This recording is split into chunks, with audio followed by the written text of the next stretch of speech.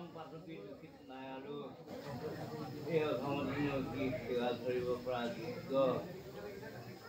আমাৰে খুৰা এই ল'ৰাহঁতৰ বাপকি সাক্ষাৎ আমাক কৰিলেও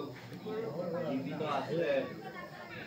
ককাই ভাই বংশ পৰিয়াল পুতি মাটি নতিনা সমস্ত আৰু আমাৰ এই লোকেশ্বৰ হাজৰিকা শৰণীয়া নাম ৰসানন্দ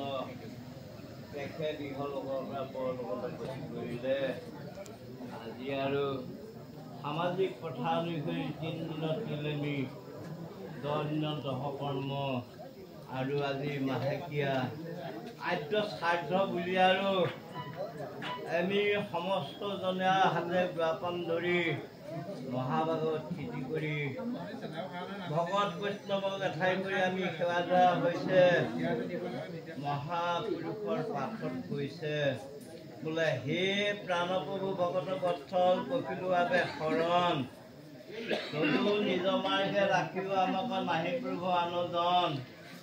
বিষয় বাসনা দুখিত মনত যেনিবা ভকতি নাই অনাত্ম দেহক আত্মা বুদ্ধি কৰি মৰ প্ৰভু কোনো নাই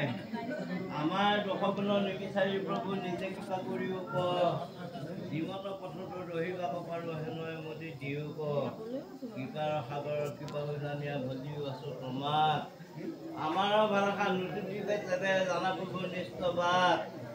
এখন নুহি তুমি অকৃপালো হুয়া নোৱাৰো কিবা কৰিলে